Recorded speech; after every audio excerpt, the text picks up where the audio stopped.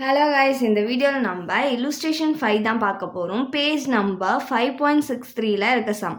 இங்கே வந்து ஸ்ரீ சங்கர்ன்றவர் வந்து எமாலிமெண்ட்ஸ் ரிசீவ் பண்ணுறாரு. எமாலிமெண்ட்ஸ்னால் சேலரின்னு அர்த்தம். சேலரியை ரிசீவ் பண்ணுறாராம். எப்போனா ப்ரீவியஸ் இயருக்கு 2024 to 25ல. ஃபஸ்ட்டு என்ன கொடுத்துருக்காங்க? பேசிக் பே கொடுத்துருக்காங்க 90,000. நெக்ஸ்ட்டு கமிஷன் 60% பேசிக் சேலரியில் இருந்தால் 54,000. என்டர்டைன்மெண்ட் அலவன்ஸ் வந்து 12,000. டியர்னஸ் அலவன்ஸ் வந்து ஃபார்மிங் பார்ட் ஆஃப் சேலரி 10,000. இங்கே வந்து நம்மள இஏவோட அதாச்சும் என்டர்டைன்மெண்ட் அலவன்ஸோட டிடக்ஷனை வந்து கால்குலேட் பண்ண சொல்கிறாங்க சேலரியில இருந்து. ஃபஸ்ட்டு வந்து என்ன கொடுத்துருக்காங்க? ஸ்ரீ சங்கர்ன்றவர் வந்து கவர்மெண்ட் எம்ப்ளாயியாக 1974 இருந்து. இந்த என்டர்டைன்மெண்ட் அலவன்ஸுன்றது யாருக்கு டிடெக்ட் பண்ணுவாங்கன்னா கவர்மெண்ட் எம்ப்ளாயிஸ்க்கு மட்டும்தான். இதுக்கு வந்து நம்ம டிடக்ஷன் கண்டுபிடிக்க போகிறோம். ஸ்ரீ சங்கர்ன்றவர் வந்து ஆர்பிஐயோட எம்ப்ளாயியாக 1953 இருந்து. அதுக்கப்புறமா அவர் வந்து என்டர்டைன்மெண்ட் அலவன்ஸ் அப்பத்துலேருந்து ரிசீவ் பண்ணுறாராம். ஆர்பிஐயில் அவர் ஒர்க் பண்ணுறாருன்றப்போ அவரோட என்டர்டைன்மெண்ட் அலவன்ஸை வந்து நம்ம சேலரியோட ஆட் தான் பண்ணுவோமே தவிர டிடெக்ட் பண்ண மாட்டோம், மைனஸ் பண்ண மாட்டோம். நெக்ஸ்ட்டு வந்து என்ன கொடுத்துருக்காங்க? அவர் வந்து கவின் லிமிட்டடோட எம்ப்ளாயியாக 1952 இருந்து. அவர் வந்து என்டர்டைன்மெண்ட் அலவன்ஸ் அப்பத்துலேருந்தே வாங்குறாராம். இந்த என்டர்டைன்மெண்ட் அலவன்ஸுன்றப்போ இது ஆர்பிஐயும் சரி இந்த கவின் லிமிட்டடும் சரி நான் கவர்மெண்ட். அதனால இதுக்கு ரெண்டுத்துக்குமே வந்து என்டர்டைன்மெண்ட் அலவன்ஸ் தருவாங்க. ஆனால் அது வந்து சேலரியோட ஆட் ஆகுமே தவிர மைனஸ் ஆகாது.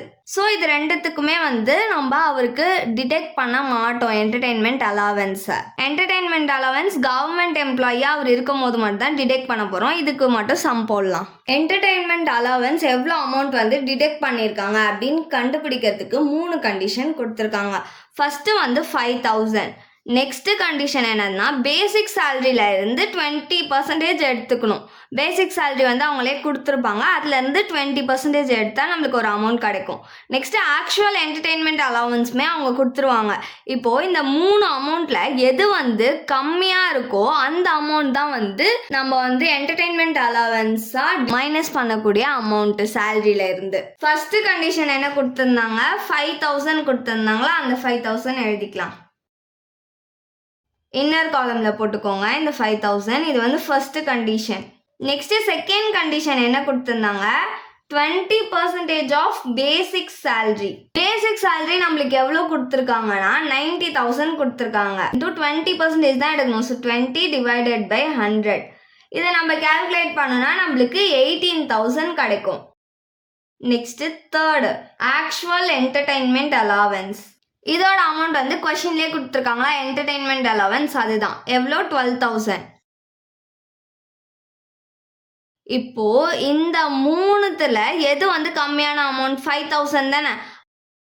அப்போ இந்த 5,000 தான் வந்து என்டர்டைன்மெண்ட் அலவன்ஸோட டிடக்ஷன் அமௌண்ட். ஏக்கு வந்து எது டிடக்ஷன் அமௌண்ட்டுன்னு கண்டுபிடிச்சிட்டோம் அவர் கவர்மெண்ட் எம்ப்ளாயியாக இருக்கும் போது. நெக்ஸ்ட்டு பியும் சியும் வந்து அவர் நான் கவர்மெண்ட் எம்ப்ளாயியா, அதை வந்து நம்ம வேர்டிங்ஸில் எழுதி காமிக்கணும். பிக்கு வந்து அவர் நான் கவர்மெண்ட் எம்ப்ளாயின்றதுனால என்டர்டைன்மெண்ட் அலவன்ஸ் வந்து சேலரியோட இன்க்ளூட் பண்ணுவோமே தவிர அதை வந்து டிடெக்ட் பண்ணி காமிக்க மாட்டோம். சிக்கும் சேம் தான். அவர் வந்து நான் கவர்மெண்ட்டோட எம்ப்ளாயின்றதுனால என்டர்டைன்மெண்ட் அலவன்ஸை சேலரியோட ஆட் பண்ணுவோமே தவிர டிடெக்ட் பண்ணி காமிக்க மாட்டோம். இதே ரெண்டுத்துக்கும் எழுதுங்க. தேங்க்ஸ் ஃபார் வாட்சிங்.